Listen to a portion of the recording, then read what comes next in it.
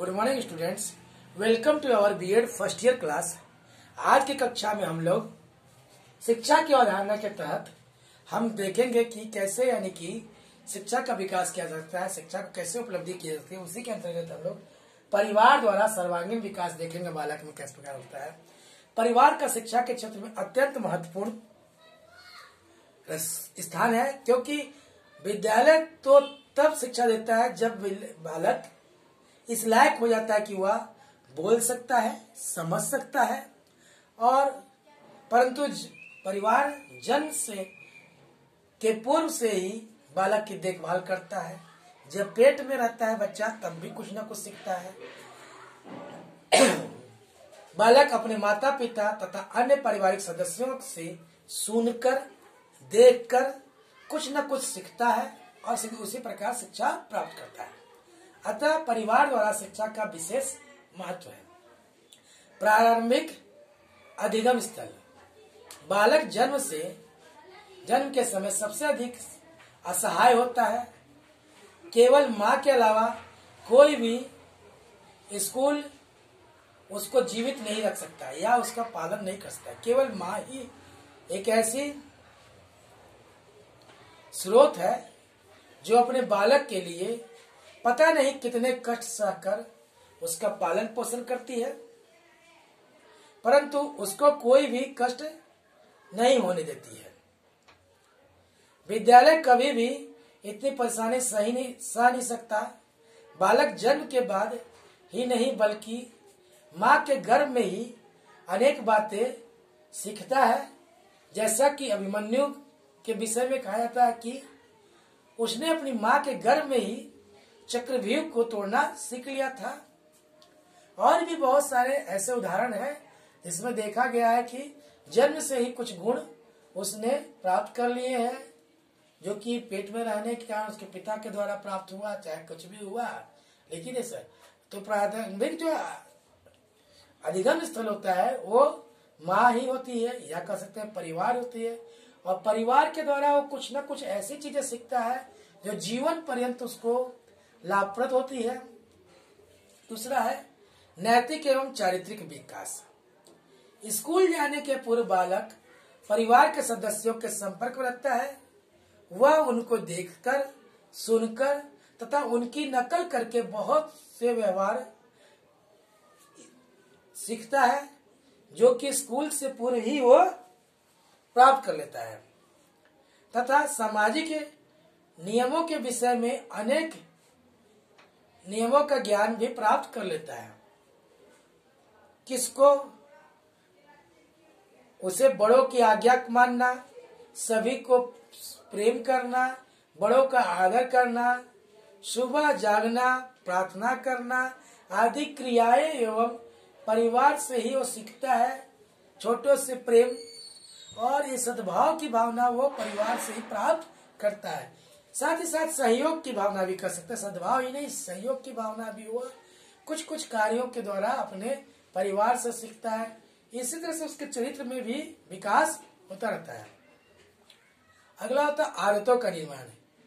यह अक्सर कहा जाता है कि दान घर से ही आरंभ होता है। That means charity begins at home. तथा कुछ लोग बुरी आदतें, लड़ाई झगड़ा, चोरी, झूठ बोलना इत्यादि का निर्माण भी परिवार के आधार पर करते हैं।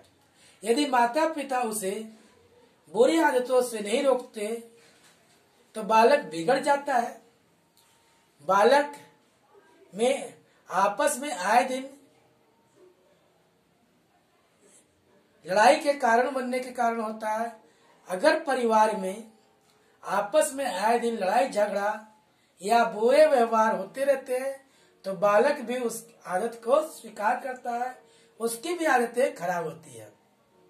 जैसा पहले भी सुने होंगे, शराबी का बेटा कुछ पढ़ाई तो करेगा, लेकिन हो सकता है वो शराब की लत अपने पिताजी से सीख ही लेगा। चोरी चोरी कभी कभार सिगरेट या कुछ पिएगा और चोरी चोरी ही उसकी आदतें बढ़ जाएगी और लास्ट में वह उसकी आदतों में आ जाएगा। पहली बार वह अनायास उसको ग्रहण करेगा, लेकिन बाद में वह उसके दिनचर्या में आ जाएगा। इसलिए आदतों का निर्माण भी परिवार में ही रह के करते हैं या परिवार से गुण सीखते हैं। कई बार आप सुने होंगे कि लोग जो बोलते हैं और बैठते हैं, बैठने का तरीका, बोलने का तरीका, वो भी जो होता है कहते हैं कि वो पिता माता से ही सीखता है। जिस प्रकार उनके माता पिता के बोलने की शैली होती है उसे ही वो अपना लेता है और उसी प्रकार वह उसको प्रदत्त भी करता है। अगला है वातावरण से सामंजस्य। बालक जिस प्रकार के वातावरण में रहता है स्वयं को उसके अनुरूप ढालता है। यह देखा गया कि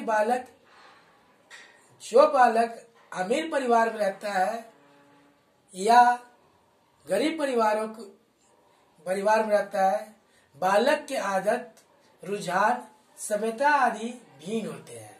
अमीर परिवार का अमीर की तरह स्टैंडर्ड रहता है और छोटे वाले का थोड़ा लघु होता है। यदि उनका वातावरण बदल दिया जाए तो दोनों के सद्भाव, स्वभाव, रहन सहन, बोल चाल, पहनावा, भोजन इत्यादि में कुछ भिन्नता तो आएगी, पर कुछ समय तक वह स्वयं को उस वातावरण में समायोजित करने में परेशानी महसूस करेगा। अतः परिवार का वातावरण जैसा होता है बालक उसी प्रकार के परिस्थितियों से प्रभावित होता है। किसान का बालक पूरे दिन धूप और ठंड सहन कर सकता है, परंतु धनी परिवार का बालक धूप और ठंड बर्दाश्त नहीं कर सकता या सहन नहीं कर सकता, कह सकते हैं। उसे अनेक सुविधाओं की आवश्यकता होता है, वो सुविधाओं के अभाव में कुछ कार्य करने में असमर्थ होता है। फिर से हम रिपीट कर दे रहे हैं जो बातों को और समझाते हुए कर रहे हैं। पहला हम लोगों ने प्रारंभिक अधिगम स्थल पढ़ा था।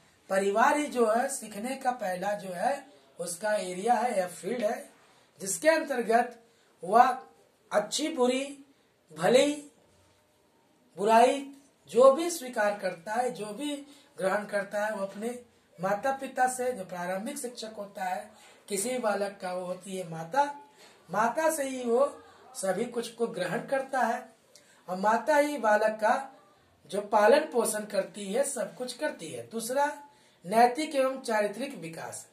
जिसके घर का माहौल अच्छा होगा वो उनके संपर्क में रहेगा तो अच्छी आदतों को सीखेगा और उसी को व्यवहार में उलाएगा।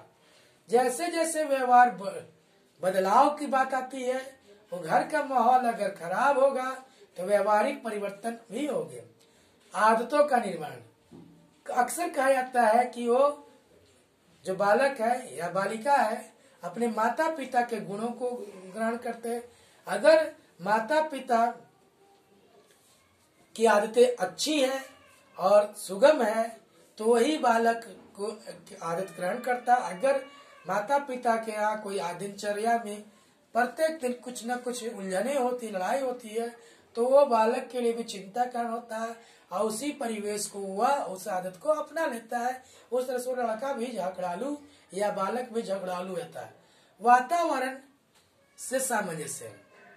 देखिए, जिस वातावरण में बालक रहेगा उसी वातावरण के अनुसार उसका सब कुछ ढलता है। अगली कक्षा में हम लोग पढ़ेंगे, यहीं पर विराम करते हैं। अगली कक्षा हम पढ़ेंगे शिक्षा व संस्कृति का संबंध। धन्यवाद।